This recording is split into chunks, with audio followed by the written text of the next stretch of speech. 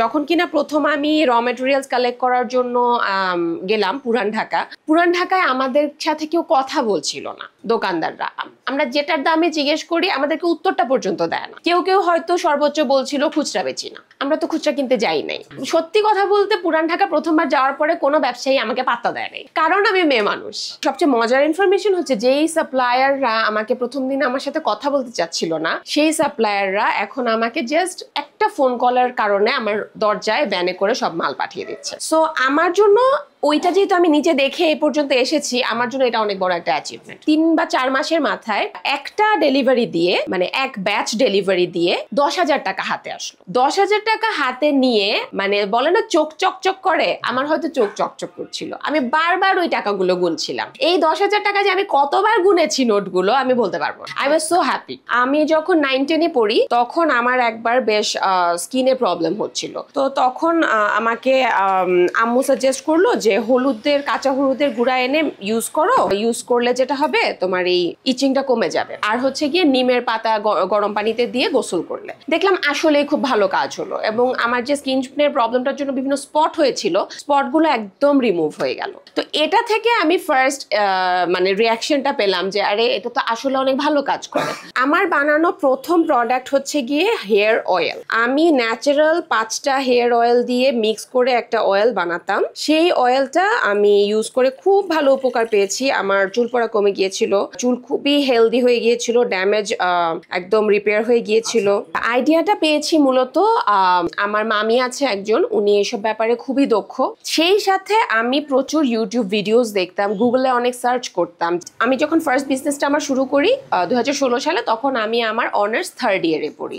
আমার পরিবারের মানুষজন বরাবরই সাংঘাতিক সাপোর্টিভ। টিউশনি পড়ানোর সময় আমি যেটা করলাম, ওই টিউশনের 3,000 টাকা দিয়ে প্রথম র মেটেরিয়ালস কিনলাম। সেই র মেটেরিয়ালস দিয়ে আমি আমার প্রথম জীবনের কাজ শুরু করলাম। আমি সেল করা শুরু করেছি সেই 2016 সালে। প্রথম যখন আমি আমার বান্ধবীদের ইন্সপিরেশনে পোস্ট করলাম অনলাইনে পোস্ট করার মাসখানেকের মধ্যে আমি আমার পরিচিত ফ্রেন্ড সার্কেলের অনেক মানুষের কাছ থেকে প্রচুর অর্ডার পেয়ে গেলাম, এবং তখন থেকে আমার সেল করা শুরু হয়ে গেল।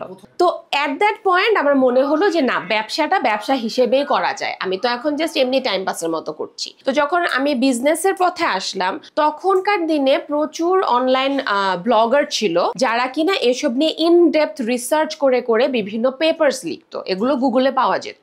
আমি ওই জিনিসগুলো কালেক্ট করে করে পড়া শুরু করলাম। Research was my favourite thing to do. তখন একদম শুরুর দিকে তো আমি বলবো যে পড়ালেখা বাদে বাকি পুরোটা সময় আমি শুধু এই রিসার্চই করতাম, এবং বাসায় এটা নিয়ে বকা খেতাম, কারণ সারাক্ষণ হাতে হয় ফোন না হয় ল্যাপটপ। তো বকা দিত কি করো এত, আমি তো সারাক্ষণ এই পড়ালেখাই করছি। যেমন আমি খুব ভালো টিচার ছিলাম আমার স্টুডেন্টদের জন্য, আস্তে আস্তে আমার আর টিচার মানে টিচিং এ ভালোই লাগতো না। সো এভাবে করে টিউশনিও ছেড়ে দিলাম। আরেকটা জিনিস অ্যাড করি, আমি জাস্ট আফটার গ্রাজুয়েশন জবে ঢুকে পড়ি। আমি একটা স্কিন কেয়ার ব্র্যান্ডের সাথেই ছিলাম তখন, কিন্তু ওইটা ছিল বিদেশি স্কিন কেয়ার ব্র্যান্ড। ওরা বিভিন্ন দেশের স্কিন কেয়ার আইটেমস ইম্পোর্ট করে বাংলাদেশে এনে সেল করতো। এই চাকরিটাতে ঢোকার রিজন ছিল আমি তো হার্বাল নিয়ে সব জানি, এখন আমার কেমিক্যাল প্রোডাক্ট নিয়েও জানতে হবে। এই জিনিসটা টেন্ডেন্সিটা তৈরি হলো, কারণ আমার কাস্টমাররা জানতে চাচ্ছে কেন আমি আপনার একটা প্রোডাক্ট 650 টাকা দিয়ে ব্যবহার করব, দা অর্ডিনারির অমুক প্রোডাক্টটা আমি কেন ব্যবহার করব না। আমার জানতে হবে অর্ডিনারির ব্যাপারে। যখন আমি জিনিসগুলো হাতে নিয়ে নিয়ে ধরে ধরে দেখে জানবো, আমি আরো ভালো বেটার একটা আন্ডারস্ট্যান্ডিং পাবো। জবে বসে বসেই আমি এগুলো নিয়ে রিসার্চ করা শুরু করলাম। তো জবে যখন ঢুকলাম, আমার অফিস ছিল 7 ঘন্টা। আমি সকাল 11টায় বাসা থেকে বের হতাম, 12টা থেকে 7টা পর্যন্ত অফিস করতাম। অফিস থেকে আমি ডিরেক্টলি আমার ব্যবসার অফিসে চলে যেতাম, সেখানে রাত 11টা পর্যন্ত কাজ করতাম। বাই 11:30 আমি বাসায় ফিরতাম। সকাল 11টা থেকে রাত 11টা আমার স্ট্রিক্ট একটা রুটিন ছিল। বর্তমানে আমার একটা প্রপার টিম আছে যারা আমাকে সমস্ত কাজে হেল্প করছে। এখনো আসলে ফর্মুলেশনের কাজগুলো আমি কাউকে দেইনি, ওই ভরসাটা এখন আমি করে উঠতে পারছি না। ফর্মুলেশনটা একদমই আমি নিজের হাতে করি। আজকে আমি একটা 3 বছরের বাচ্চার মা, তো আমি একটা বাচ্চার মা হিসেবে যখন কাজ করছি, আমি সাথে সাথে মাস্টার্সও করছি। আমার সবগুলো কাজের জন্য সময় আমি দিতে পারতাম না যদি আজকে আমি একটা জব হোল্ডার হতাম। আজকে আমি বলতে পারি যে ওয়ান্ডারফুল একটা ফিউচার আপনাকে দিতে পারে আপনি যদি একটা ভালো উদ্যোগ তৈরি করতে পারেন। আমি যখন নিজের সাকসেস গুলো দেখি, নিজের অ্যাচিভমেন্ট গুলো এখন দেখি, তখন নিজের কাছেই প্রাউড ফিল হয় প্রচন্ড, যে আমি কমপ্লিটলি নিজের সমস্ত খরচ দেওয়া, আমি মাস্টার্স করছি আমার নিজের খরচে, আমি যা মনে চায় তাই করতে পারছি। এটা হয়তো আমি একটা চাকরি থেকে এতটা পেতাম না যতটা আমি আমার বিজনেসের কাছ থেকে পাচ্ছি। আমার ব্র্যান্ডের নাম মাহবুশ। মাহবুশ নামটা আমি রেখেছি আমার মেয়ের নামে।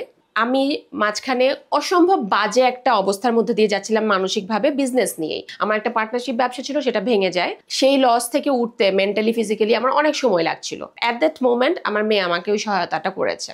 Even I had suicidal thoughts. So আমার 7 বছরের বিজনেস, আমার নিজের পরিশ্রমের বিজনেস, যে বিজনেসে আমি 12 ঘন্টা 13 ঘন্টা কাজ করতাম, সেই বিজনেসটার থেকে সারা মানে হঠাৎ করে একটা ধাক্কা পেলাম যে আমি নাকি এনাফ কাজ করছি না, I should not be paid enough, যেখানে কিন্তু এটা আমারই বিজনেস ছিল। তো এই ধরনের একটা ধাক্কা থেকে আসলে মানে এটা অনেকটা ইগোতে লেগেছিল আমার। সেখান থেকে আমি ওই বিজনেস থেকে সরে আসি, পার্টনারশিপটা ভেঙে যায়, বিজনেসটাও ভেঙে যায়। সো ওইটা থেকে উঠে আসতে আমার সমস্যা হচ্ছিল, কারণ সোশ্যাল মিডিয়াতে অনেক আজে বাজে কথাও ছড়ানো হচ্ছিল। এই জিনিসটা আমি মেনে নিতে পারছিলাম না। তখন আমার মেয়ের বয়স 1.5 বছর। আমি শুধুমাত্র এটাই ভাবতাম যে আমি যদি না থাকি আমার মেয়েটাকে দেখার কেউ থাকবে না।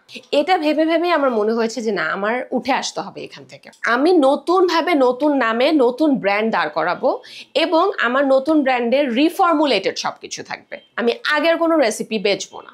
যারা কিনা ন্যাচারাল প্রোডাক্ট ইউজ করতে স্বাচ্ছন্দ্য বোধ করে, যারা কিনা কেমিক্যালের ভয়াবহতাটা জানে, যে কেমিক্যাল বেশি ইউজ করলে আপনার স্কিন ক্যান্সার পর্যন্ত হয়ে যেতে পারে, তাদের জন্যই আমার এই ব্র্যান্ড মাহবুস।